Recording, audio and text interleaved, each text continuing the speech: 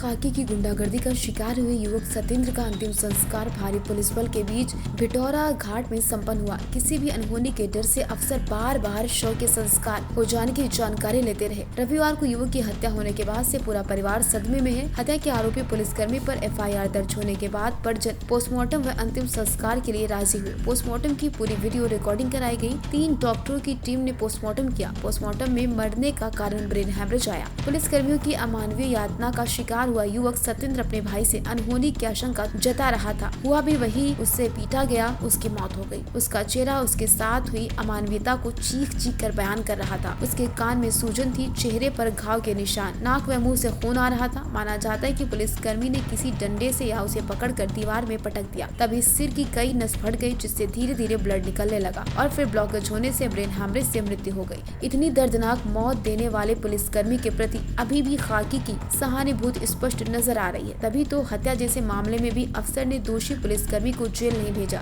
थाने में युवक के जघन्य हत्याकांड के मामले में हत्या के लगभग 36 घंटे बीतने के बावजूद अभी तक दोषी पुलिसकर्मियों की गिरफ्तारी नहीं हो पाई। अभी तक अफसर जांच पड़ताल में ही लगे हैं। इस बाबत सतेंद्र की हत्या के विवेचक CO जाफरगंज अनिल कुमार ने बताया कि सतेंद्र की मौत का कारण पोस्टमार्टम में ब्रेन हैमरेज आया। विवेचना प्रगति पर है। वादी के बयान दर्ज हो चुके हैं। अभी किसी की गिरफ्तारी नहीं हुई। गुण दोष के आधार पर अग्रिम कार्रवाई की जाएगी। उनके साथ ये हुआ, मेरे पास फ़ोन आया था उनके मकान मालिक का, तो उन्होंने बताया कि आपके छोटे भाई को पुलिस ने उठा लिया है और उसको उठाया था गुरुवार के दिन 6 तारीख को शाम रात में 8 बजे उसको उठा के ले गए और उसकी जानकारी मुझे कल मिली थी। कल का मतलब कै तारीख हो गई?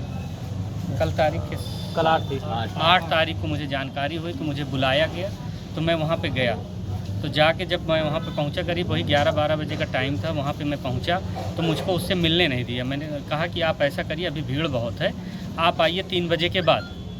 तो मैं जब 3 बजे के बाद वहाँ पे गया, तो 3 बजे के बाद जाने के बाद मुझे जो है उससे भेंट कराई गई। मेरा मोबाइल बाहर, जैसे मुजरिम से मिलना हो तो मेरा मोबाइल बाहर रखवा दिया कि आप अपना मोबाइल बाहर छोड़ दीजिए।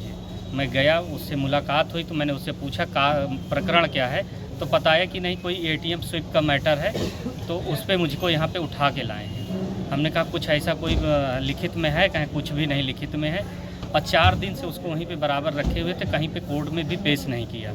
फिर जब मैं बाहर आया तो एक चीज़ ये हमको कहा गया कि इसके खिलाफ़ 18 मुकदमे हैं और 18 मुकदमे हैं, आप ऐसा करिए 3 लाख रुपए की व्यवस्था कर दीजिए, तो आपके इनके मुकदमे ख़त्म कर दिए जाएंगे, इनको छोड़ दिया जाएगा। किसने डिमांड की थी? वो एक SI थे वहाँ पे।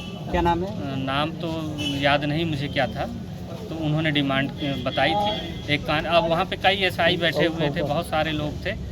तो इसके बाद जब फिर मैं वापस आया तो रात में 10 बजे फिर मेरे पास छोटे वाले एक मुकुल त्रिपाठी करके एक नंबर से मेरे पास कॉल आई, ट्रू कॉलर में शो हो रहा था। तो उससे जब मेरी बात हुई तो उसने आशंका जताई, छोटे वाले भाई से ही मेरी बात हुई उस नंबर पे। तो उसने बताया कि भैया कहीं ऐसा ना हो जाए, मेरे साथ कुछ बुरा हो जाए। हमको परेशान ना हो बेटा, हम सुबह आएंगे, अब बात करते हैं आके। और सुबह हमें जानकारी मिली कि उसकी इतना मारा कि वो मर गया।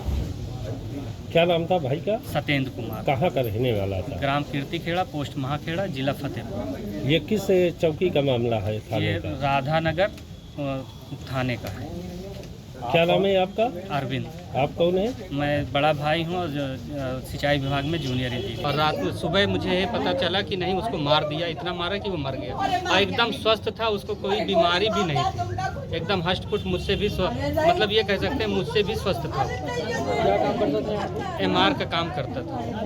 18 मुकदमे पहले से कोई दर्ज थी क्या? मेरी जानकारी में कोई भी एक भी मुकदमा मेरी जानकारी में नहीं। किसने पैसे की डिमांड की थी? वहाँ पे एक SI थे, उन्होंने मांगे थे। क्या नाम है? नाम मुझे याद नहीं।